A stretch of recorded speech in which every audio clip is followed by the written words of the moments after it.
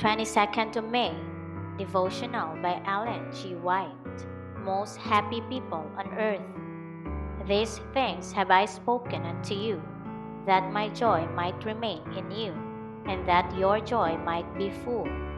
John chapter 15, verse 11. We as Christians are not required to go about with long faces, sighing as though we had no Savior and no hope. This will not glorify God. He desires us to be cheerful. He desires us to be filled with praises to His name. He desires us to carry light in our countenances and joy in our hearts. We have a hope that is far above any pleasures that the world can give, and this fact should be made manifest. Why should not our joy be full, lacking nothing? We have an assurance that Jesus is our Savior, and that we may draw freely from Him. We may partake freely of the rich provision that He has made for us in His Word. We may take Him at His word, believe on Him, and know that He will give us grace and power to do just as He bids us. We may constantly seek the joy of His presence. We need not be all the time upon our knees in prayer, but we may be constantly asking for His grace, even when we are walking on the streets or when we are engaged in our ordinary daily duties.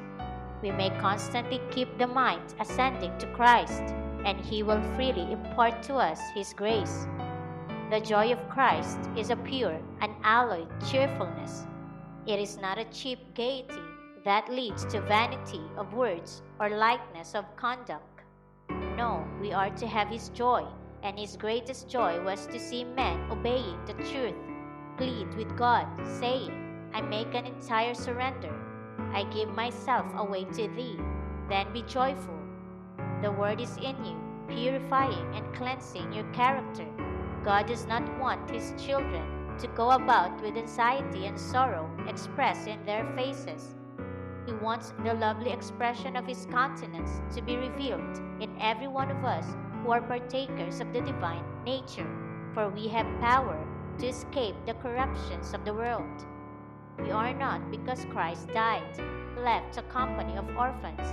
It is possible for us to obtain victory after victory and be the most happy people on the face of the earth. Manuscript page 37, year 1908.